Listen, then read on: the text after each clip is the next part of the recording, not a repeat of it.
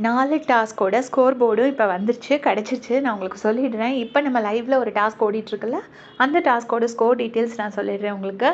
சபரி வந்து அதில் 8 பாயிண்ட்ஸ் வாங்கியிருக்காரு. அரோரா வந்து 6 பாயிண்ட்ஸ், கமருதீன் வந்து 7 பாயிண்ட்ஸ், சாண்ட்ரா வந்து 4 பாயிண்ட்ஸ், விக்கல்ஸ் விக்ரம் வந்து 9 பாயிண்ட்ஸ். அவர் தான் வின்னர். அப்புறம் வின்னர்னா அந்த தேர்ட் டாஸ்க்கோட வின்னர். அப்புறம் விஜய் பார்வதி வந்து 5 பாயிண்ட்ஸ், திவ்யா வந்து 3 பாயிண்ட்ஸ், சுபிக்ஷா வந்து 1 பாயிண்ட் அண்ட் கானா வினோத் வந்து 2 பாயிண்ட்ஸ்.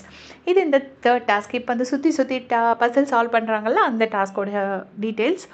அதுக்கப்புறம் நாளைக்கு அந்த டோரப்புடின்னு ஒரு டாஸ்க் பண்ண போகிறாங்கல்ல, அந்த டோரப்புடி டாஸ்கோட ஸ்கோர் நான் உங்களுக்கு சொல்லிடுறேன்.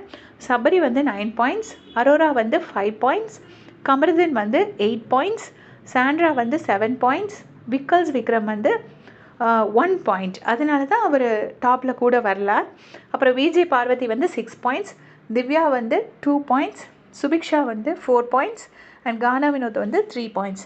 ஸோ ஓவராலாக பார்த்தீங்கன்னா சபரியும் அரோராவும் டாப்பில் வராங்க. சபரி வந்து ஃபஸ்ட் பிளேஸில் இருக்காங்க 28 பாயிண்ட்ஸோட. செகண்ட் பிளேஸில் வந்து Arora 24 points. Third place Kamaruddin, அவரும் 24 பாயிண்ட்ஸ். ஸோ கமருதீன் வந்து ஒருவேளை இன்றைக்கி வந்து பார்வதி கூட சண்டை வராமல் இருந்திருந்தால் அவரும் சபரி கூட டாப்பில் இருந்திருப்பார். அப்புறம் சாண்ட்ரா வந்து 21 பாயிண்ட்ஸ், விக்கல்ஸ் விக்ரம் வந்து 20 பாயிண்ட்ஸ், விஜய் பார்வதியும் 20 பாயிண்ட்ஸ். விக்ரமும் பார்வதியும் 2 பேரும் ஈக்குவலாக இருக்காங்க.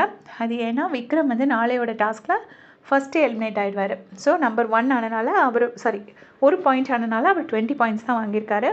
திவ்யா வந்து 17 பாயிண்ட்ஸ், சுபிக்ஷா வந்து 15 பாயிண்ட்ஸ் அண்ட் கானா வினோத் வந்து 11 பாயிண்ட்ஸ். ஸோ அவர் ஓட்டிங்கில் டாப்பில் இருக்கார்.